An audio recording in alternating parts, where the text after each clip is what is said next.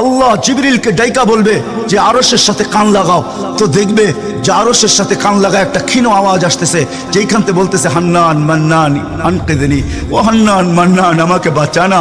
তো জিবরিল বলবে বড় ক্ষীণ আওয়াজ, হান্নান মান্নান বলে বাঁচাইতে বলতেছে। বলছে জিবরিল দৌড়ে যাও, আমার বন্ধুর উম্মত আমাকে বাঁচানোর জন্য ডাকতেছে। জিবরিল যাবে দোজখের কাছে, মালিকের কাছে যাবে, মালিক লিস্টি দেখা বলবে কেউ বাকি নাই, আখরাস তো সবাইকে বাহির করে দিছি।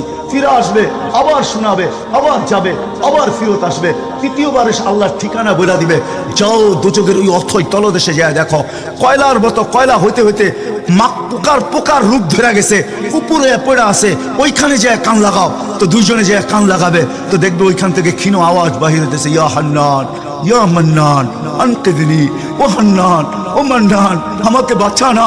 ওই আওয়াজ আল্লাহর আরশের সাথে এসে টক্কর মারবে, ওইখান থেকে উঠায় নিয়ে আসবে, বলবে আমার বন্ধুর উম্মত উঠায় নিয়ে আস, আমি ওয়াদা করছি আমার বন্ধুকে রাজি করে ছাড়বো।